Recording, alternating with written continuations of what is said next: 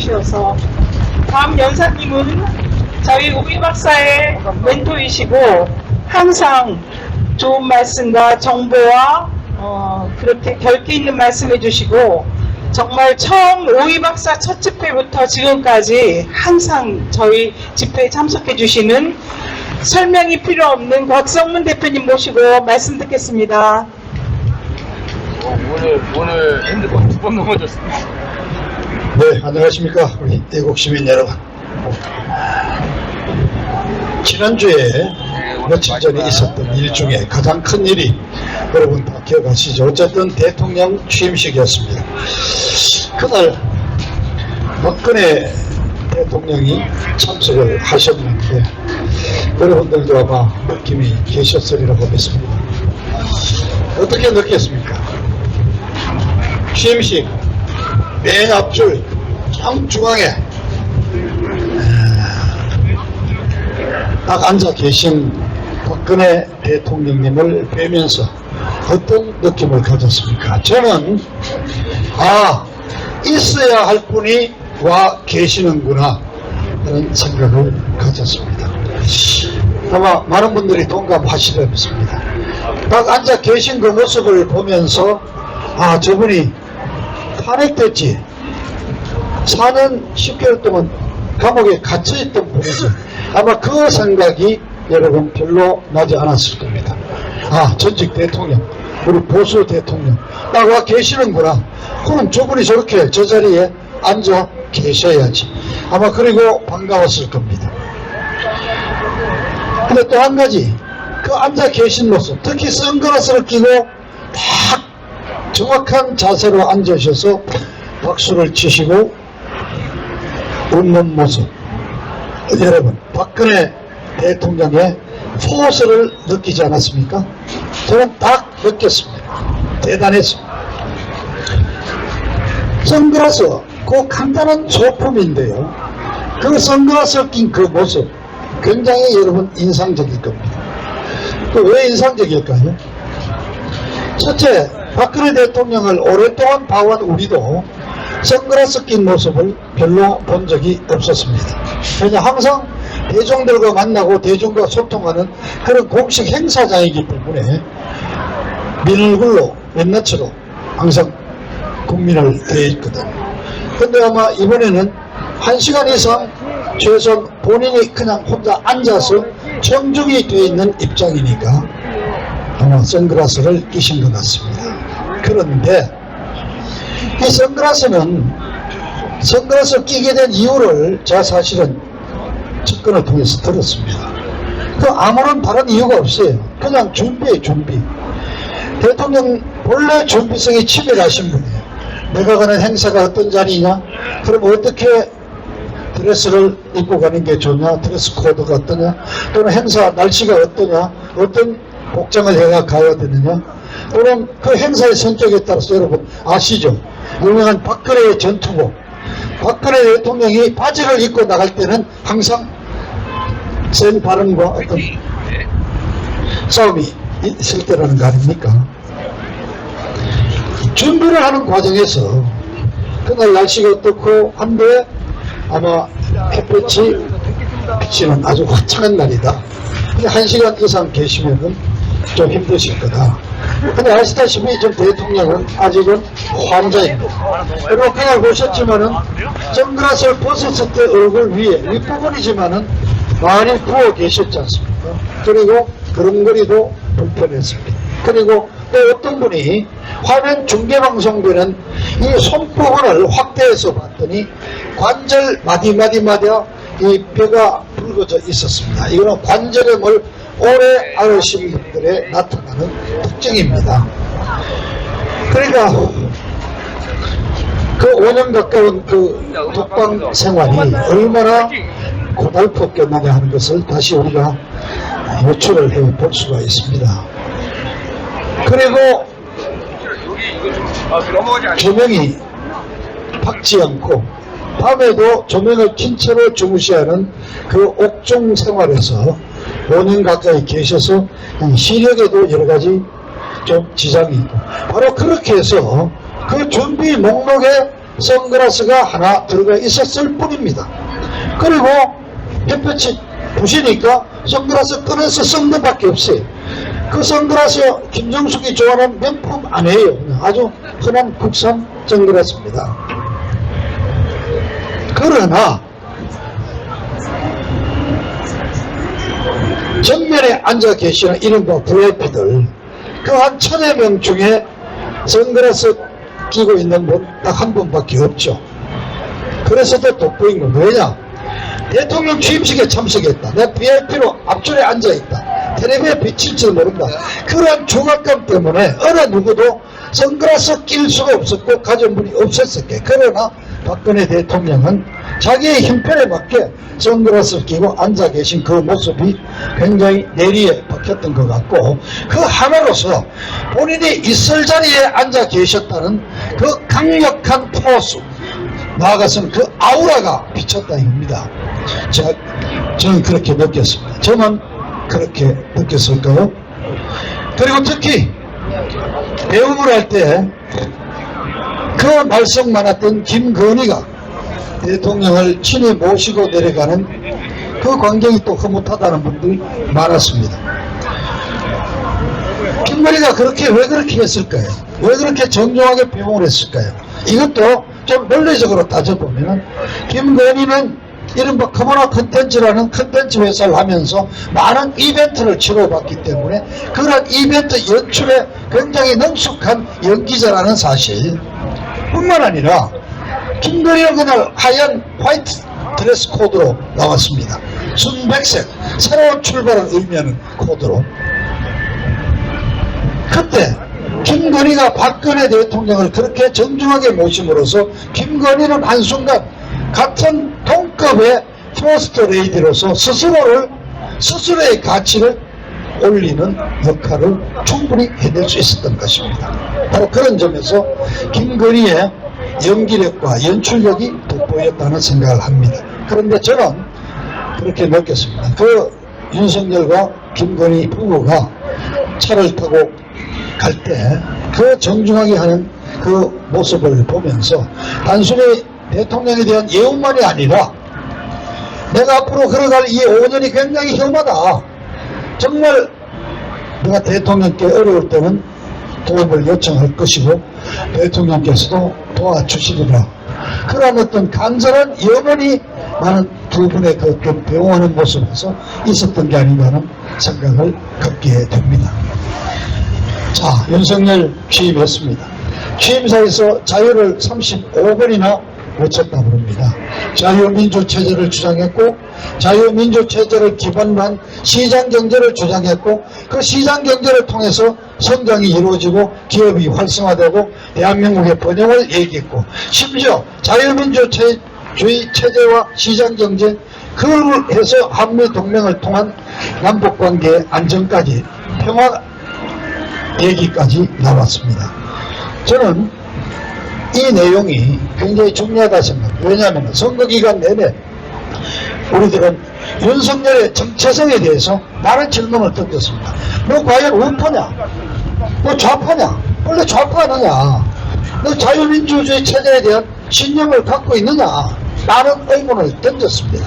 그래서 저는 두 가지로 해석을 합니다. 윤석열이가 나는 이제 확실히 자유민주주의 체제에 기반을 둔 보수 지도자로서 활동하겠다는 걸 국민들에게 선언한 것입니다. 그리고 둘째는 지난 5년 동안 헌법에 규정된 자유민주 체제를 완전히 무시하고 이 문재인을 비롯한 이 일당들은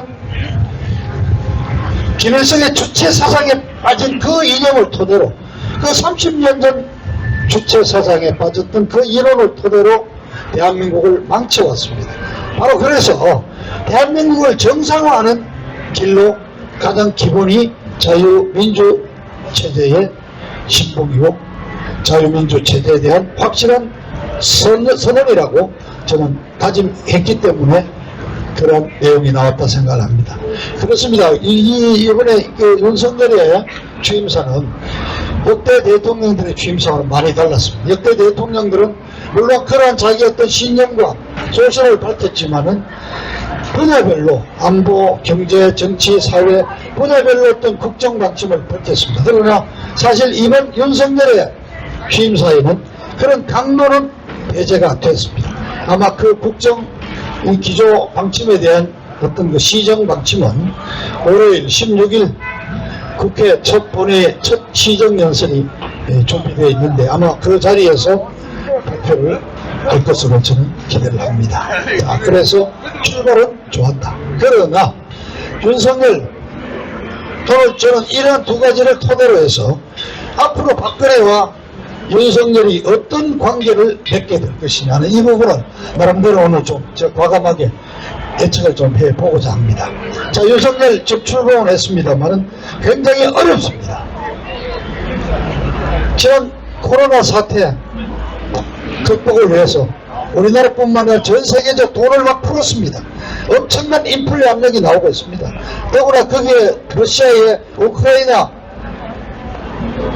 침범이라는 전쟁 상태가 벌어져서 에너지 및 식량 수급에 차질을 빚고 있습니다. 이런 경제적인 압박이 가중되는 가운데 미국이 금리를 조금씩 인상하고 있습니다. 그 여파로 지금 한국의 달러가 거의 1,300원 가까이 치솟고 엄청난 인플레 압력이 지금 몰아치고 있습니다. 그래서 윤석열이가 11일 첫 번째 이른바 수석 비서관 회의에서 한 얘기가 물가를 잡겠다. 물가 그런데 대통령이 잡겠다고 해서 수석들이 뭐 아이디어 낸다고 물가 잡힙니까? 경제가 굉장히 어렵습니다. 그렇습니다. 박근혜 정부가 무너지면서 문재인이가 인수했을 때 대한민국 국채가 640조였습니다. 그런데 지난 5년 사이에 지금 얼마입니까? 2189억이 됐습니다. 2200조가 됐습니다. 640조에서 2200조가 됐습니다. 바로 이 순간에 태어나는 갓난 아기도 4천만원 이상의 부채를 안고 태어납니다. 지금 우리나라 이른바 국가부채 상승률이 연평균 5.4%로 OECD 국가 최고를 달리고 있습니다. 반면에 잠재 성장률은 OECD 36개국 중에 우리가 지금 최꼴찌입니다. 자, 완전히 국가 틀어먹었습니다. 어떻게 경제를 살릴 거냐? 말로 시장 경제한다고 바로 살아납니까? 자, 안보 위험합니다. 딱 어제 취임 사흘 만인 12일날 동해안으로 미사일 발사했습니다. 5일 전에는 탄도미사일의 가장 최고의 고도의 기술이라는 잠수함 발사 탄도미사일을 발사했습니다. 올해 들었으면 북한이 지금 미사일 발사가 16차례 지금 진행이 되고 있습니다. 안보 상황 굉장히 위험합니다. 그럼 정치적으로 어떠냐? 자, 절대 다수당을 차지하고 있는 민주당 횡포, 민주당의 발목 잡기 내지 오히려 윤석열에 대한 압박은 더욱더 거세질 것입니다. 지금 현재 검수완박을 갖고 치열하게 대처하고 있습니다. 총리가 없이 출범했습니다. 한덕수 총리에 대한 인준 절차는 16일 본회의가 열리니까 그날 단 하루 기회가 있습니다. 그러나 지금 민주당이 주말 사이에 마음을 바꿔가지고 그날 한덕수 총리에 대한 인준 투표 거의 지금 예상할 수 없는 상황입니다. 만일 16일을 넘어가게 되면은 결국은 추경호 경제부총리 서리 체제로 계속 나가면서 총리는 결국 한덕수는 이제 배제한 새로운 총리를 물색해야 될 상황으로 가고 있습니다. 장관 임명 이제 겨우 13명 했습니까? 그래서 겨우 결재권을 가진 국무회의를 열 수 있는 12명을 이제 겨우 채웠습니다. 자, 그러나 교육부총리 낙마했는데 아직 인선 작업이 시작도 안 됐죠. 그리고 이번에 아마 결국 정호영 복지부 장관 내정자는 아마 탈락이 될 거다. 새로 뽑아야 되죠. 아직 지금 인선도 하지 못한 장관들이 수두룩합니다. 과연 언제 제대로 된 안정된 내각을 갖고 출발할까요? 안보관계 어려운데 그건 지적해야 되겠습니다. 이번에 국정원장 제가 지난번 연설에서 아마 한두 달 좀 더 가야 박지원이 제대로 가야 될지 모른다는 걸 걱정했는데 바로 임명했습니다. 그런데 김규혁, 근데 이분은 사실 박근혜 정부에서 선정한 분입니다.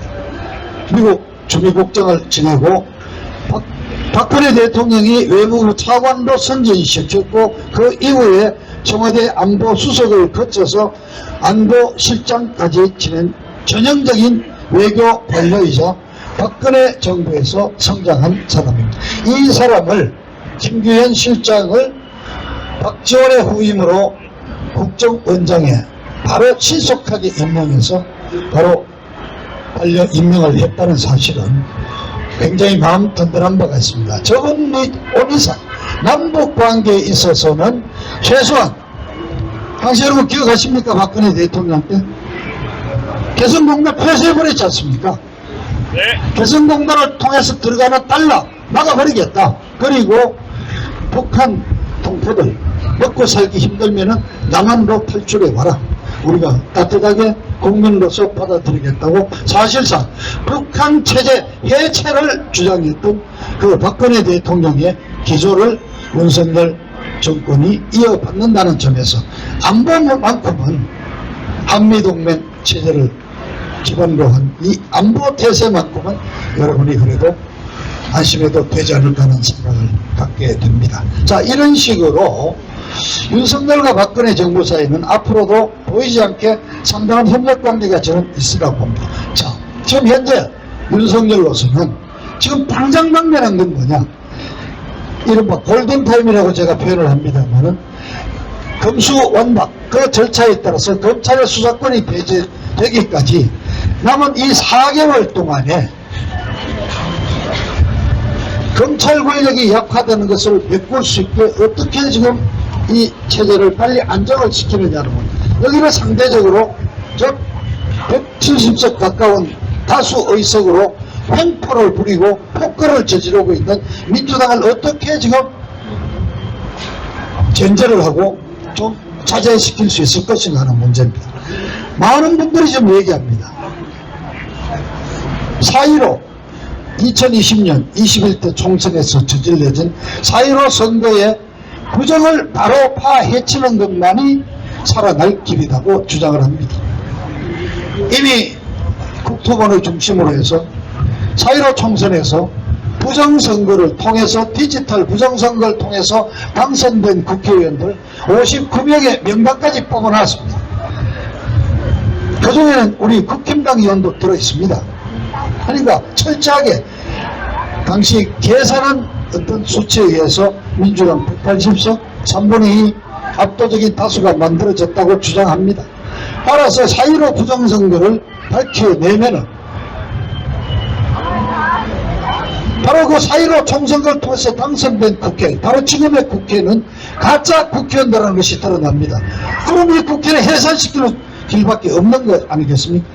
그래서 많은 분들이 4.15 부정선거를 정면에서 돌파하기를 촉구하고 있습니다. 다행히 선관위원장 하던 노정희 대법관이 물러났습니다. 새로 신임 선거관리위원장과 상임위원을 뽑았습니다. 바로 적극적으로 선거관리위원회에 대한 수사에 들어가야 한다고 생각합니다.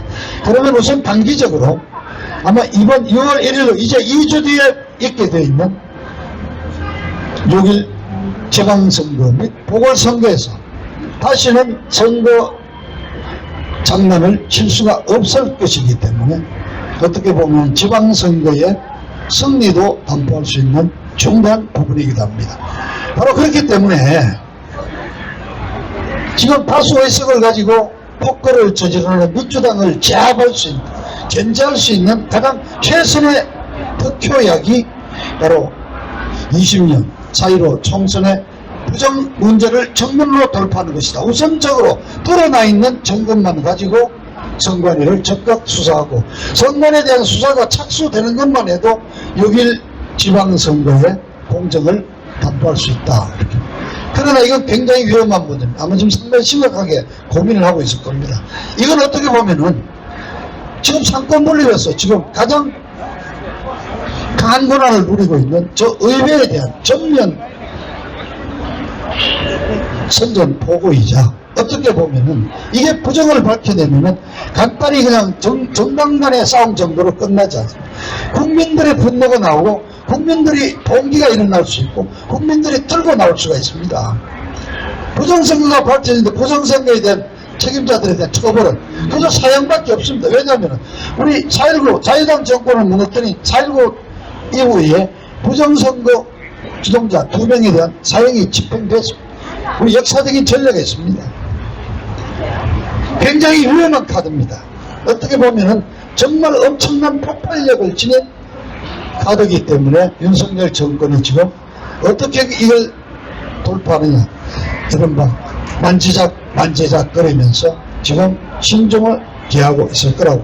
그러나 이 짧은 기간 안에 다수 의석을 믿고 저 횡포를 부리는 민주당을 견제할 수 있는 핵심 관건은 바로 2020년 4.15 부정선거 문제를 정면으로 거론하는 밖에 없다. 이렇게 되면 어떻게 보면은 보수 대 진보의 싸움이 다시 벌어지는 것입니다. 자, 여러분, 취임하는 당일날 5년 권력을 잡아있는 떠오르는 태양은 지지율 41%, 물러나서 양산로 내려가는 문재인이는 45%의 지지율을 갖고 갔습니다. 전 문재인이가 지금 양산에 가 있지만은 물러난 대통령 맞습니까? 좀 바이든이 다다음 주에 온다는데 문재인이가 만난다는 거 아닙니까? 만나달라고 요청했다는 거예요. 문재인은 아직도 선거에 패배하고 방패가 내려간 사람이 아니에요. 왜 그럴까? 좀 많은 국민들 중에도 최소한 이재명을 지지했던 거의 절반의 49%에 가까운 상당히 진보 세력에 물들여 있는 국민들이 있습니다. 특히 어떤 특정 지역을 중심으로 전라남북도 호남 지역에서 이제 6월 1일 우리가 기초의원을 뽑는데 가장 밑바닥 무풀 뿌리라고 그러죠. 기초의원 650명 가운데 단 한 명도 기호 1번이 아닌 사람이 없습니다. 100% 지금 일어나고 있지 않습니까? 어떤 분은 전라공화국이 완전히 만들어져 있다고 그럽니다. 자, 여기에 행동대원, 민노총 120만 명 있습니다. 정교도 30만 있습니다. 친중 세력, 종북 세력들, 대한민국에 침투해 있는 간첩이, 즉 탈북자들 얘기는 뭐 15만 명, 5만 명, 15만 명이라는 얘기가 나오고 있죠. 즉 중국에 들어와 있는 100만 명이 갖고 오던 중국 동포들 및 중국인들, 이것들은 언제든지 다시 좌포의 부활을 위해서 일어날 수 있는 세력들, 바로 이 세력들의 어떤 든든한 지지가 있기 때문에 문재인이는 역대 전례 없이 퇴임식까지 스스로 셀프 퇴임식을 하면서 다시 출마할까요라는 농담 아닌 농담을 던질 수 있다고 저는 보는 것입니다. 자, 과연 윤석열 정부가 이 취임 초기에 이런 막강한 좌파 세력들에 대해서 전면전을 선포할 수 있을 것인가?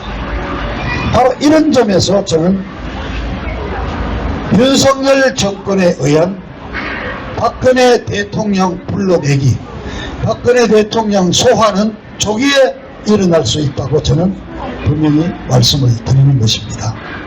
이런 전면전이 벌어지는 상황이 예견된다면 아마 윤석열과 박근혜 대통령의 만남이 또 있게 될 거라는 것을 미리 말씀을 드립니다. 뿐만 아니라 조금 더 길게 보더라도 결국 이 180석 가까운 이 좌파 의석을 물러칠 수 있는 길은 정상적으로 간다면 결국 24년 약 만 2년 남았죠. 4월 22대 총선을 통해서 결국 이 민주당 다수 체제를 해체시킬 수밖에 없습니다. 그렇다면은 뭐 거꾸로 이렇게 역산을 해보면은 먼저도 내년 하반기, 내년 9월 추석을 지나면서부터 총선 분위기로 들어가게 됩니다. 그렇다면은 내년 하반기에는 어떤 식으로든가 정계 개편이 이루어지고 임기 3년이 더 남은 대통령으로서는 자기들 사람으로 새로운 세력으로 24년 4월에 총선거를 치르고 새로운 지지 세력을 당연히 찾게 될 것이 아닌가. 그건 상식적인 일이지 않습니까? 그렇다면은 내년 하반기에는 본격적인 어떤 정치판에 큰 변화, 이합 집산 또는 새로운 어떤 화두가 등장할 것이고, 그런 상황을 본다면은 내년 상반기부터는 24년 총선, 단순한 총선이 아니라 어떤 다수 당의 교체, 정권 교체쯤, 이번에는 의회 내에 다수 세력의 교체를 위한 선거 분위기가 체인적 고조될 수밖에 없고, 그런 과정에서 윤석열로서는 박근혜 대통령을 소환하지 않을 수 없고, 바로 그러한 점이 집약된 것이 그런 상황을 예견해 볼 수 있는 어떤 하나의 단서가 바로 이번 저는 취임식이 아니었던가. 거기에 박근혜 대통령이 참석하셨습니다. 우리 우파 유튜버 중에도 왜 참석하느냐고 반대하는 사람도 있고, 심지어는 아주 단순하게 유해가 당선시키려고 간다, 이런 아주 그렇게 평가절하는 분도 계셨습니다만, 저는 박근혜 대통령은 윤석열과 수사를 받는 피의자로서의 그런 악연을 가지고 있지만은, 그것을 떠나서 어쨌든 저 좌파들에게 더 이상 정권을 줄 수 없다는 국민의 여망이 모아진 결과가 윤석열의 당선으로 나타났다면은, 결국 윤석열과 일단은 손을 잡고 이 보수 체제를 고치는 방향에서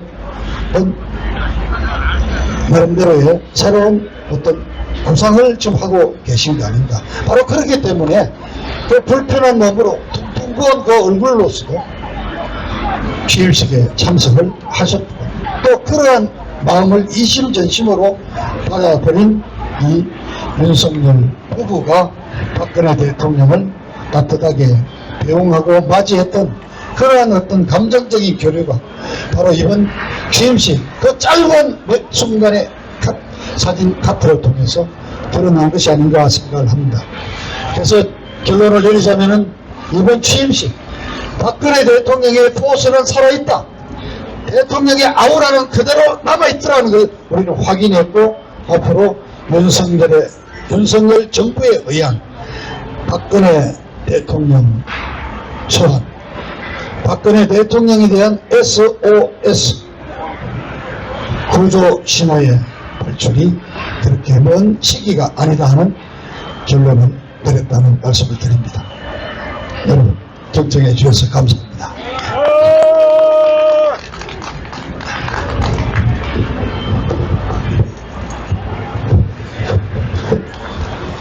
네, 여러 각도로 좋은 말씀해 주신 우리 곽성문 대표님께 다시 한번 큰 박수 부탁드리겠습니다.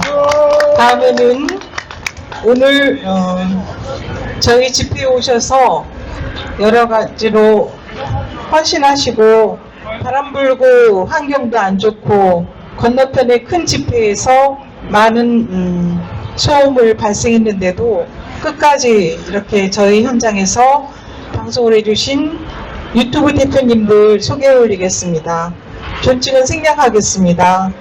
김장로 TV 1, 2, 이창화 TV, 문영산 TV, 뉴 올프레스 TV, 동주로 TV, 0415 TV, 백두산 캠프, 박싱방송 TV, 나공실 TV, 고대교 투르스 포럼, 종창아재 TV, 우리 유튜브 대표님들이 헌신하시고 어려운 환경에서도 어느 자리에 가서도 방송을 하셔서 많이 알리시고 저희들한테 그렇게 많은 정보 주시고 공부하게 해주시고 일깨워 주심에 감사드립니다.